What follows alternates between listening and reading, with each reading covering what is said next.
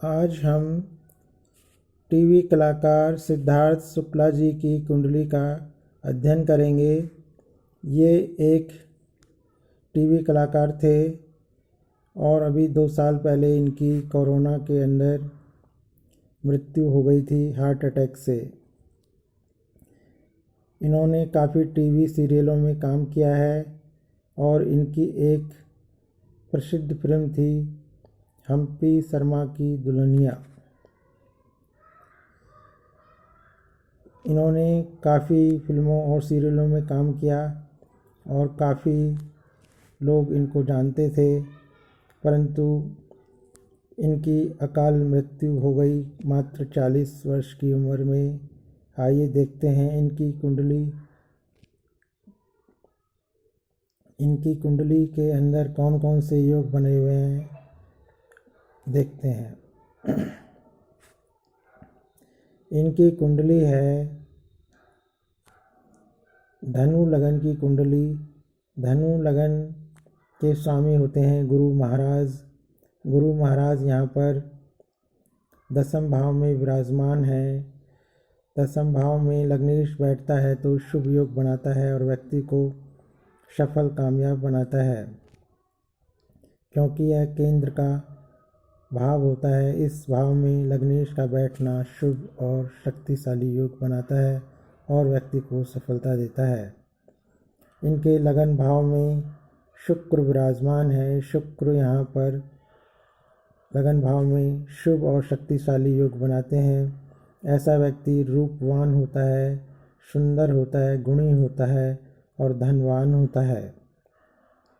परंतु इनका शुक्र यहाँ पर पीड़ित और कमज़ोर है, क्योंकि शुक्र के साइड में केतु महाराज बैठे हुए हैं। केतु का साइड इफेक्ट शुक्र पर पड़ रहा है और शनि जो कि 4th भाव में विराजमान है, उसकी 10वीं दृष्टि शुक्र पर पड़ रही है।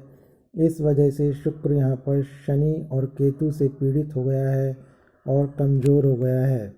इस वजह से शुक्र यहाँ पर पूरी तरह से बलशाली न होकर के केवल सम रूप में ही शक्तिशाली है और सम मात्रा में ही शुभ फल देने वाले हैं, सामान्य मात्रा में ही शुभ फल देने वाले हैं।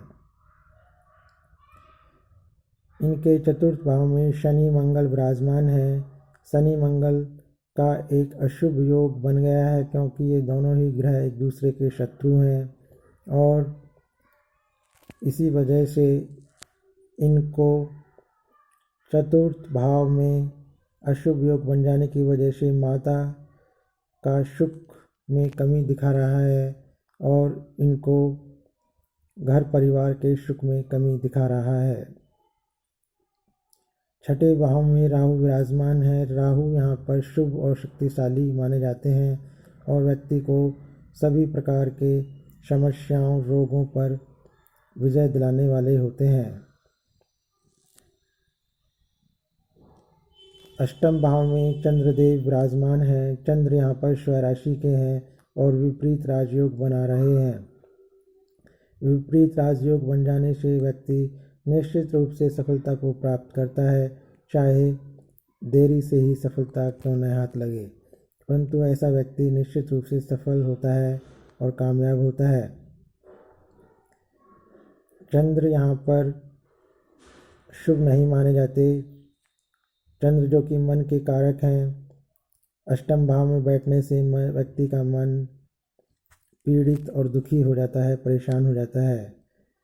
चंद्र यहाँ पर शुभ फल देने वाले नहीं माने जाते। 10वें भाव में गुरु बुध का योग बना हुआ है, जो कि एक अशुभ योग बन गया है, क्योंकि गुरु और बुध दोनों ही परस्पर शत्रु ग्रह हैं। इस वजह से यह योग इनको संघर्ष का योग दिखा रहा है।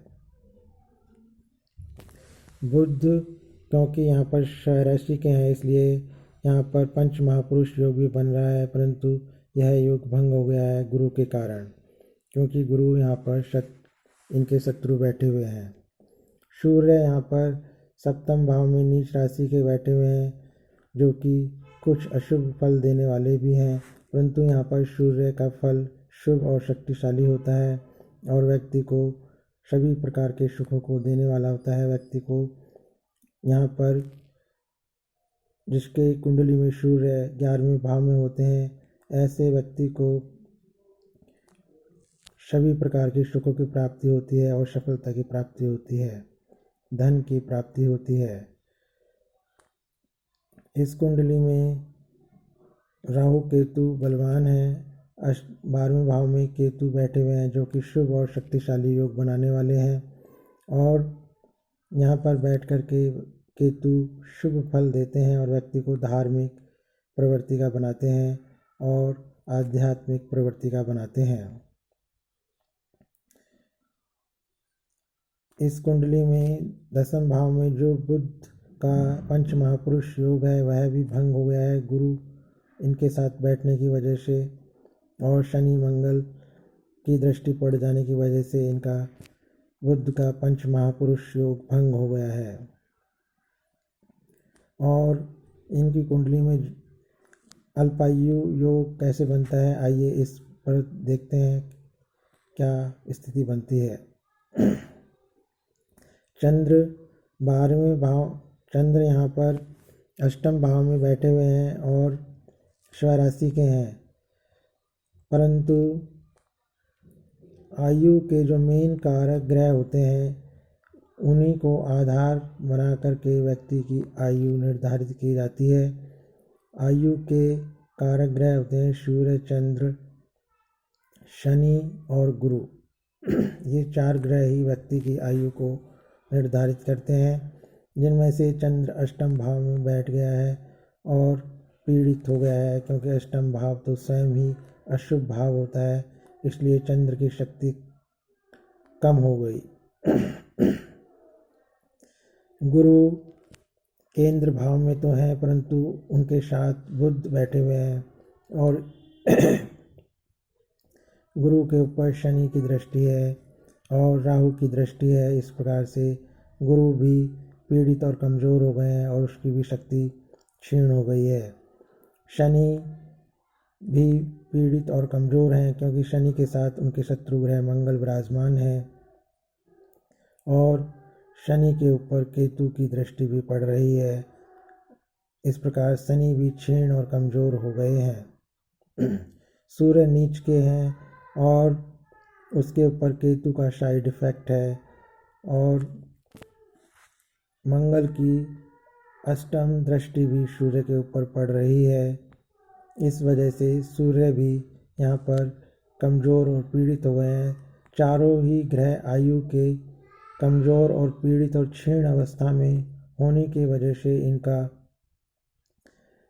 दीर्घायु योग भंग हो गया, जो कि अष्टम भाव में स्वराशि की चंद्र की वजह से बन रहा है, वो योग भंग हो गया। दीर्घायु योग इनका भंग हो जाने की वजह से इनको केवल अल्प आयु की ही प्राप्ति हो सकी, क्योंकि चारों ही ग्रह क्षीण, कमज़ोर और पीड़ित हो गए। इस प्रकार से केवल मात्र 40-41 साल की उम्र में इनकी मृत्यु हो गई। इनका शुक्र भी पीड़ित है, कमज़ोर है, क्योंकि शनि और केतु का साइड इफ़ेक्ट है, दृष्टि पड़ रही है। इस प्रकार शुक्र कमज़ोर होने की वजह से इनकी शादी भी नहीं हो पाई। 40 साल की उम्र तक ये अविवाहित ही थे, कुंवारे थे। परंतु केवल शादी ही इनकी नहीं हो पाई, परंतु शुक्र की दृष्टि सप्तम भाव में पड़ने की वजह से इनकी लाइफ में कई लड़कियां थी, कई स्त्रियां थी, क्योंकि ये फिल्मों में और सीरियलों में काम करते थे। केवल शादी ही नहीं हो सकी शुक्र के पीड़ित होने की वजह से। वैसे इनकी ज़िंदगी में स्त्री सुख विराजमान दिखाई पड़ रहा है शुक्र की दृष्टि के कारण।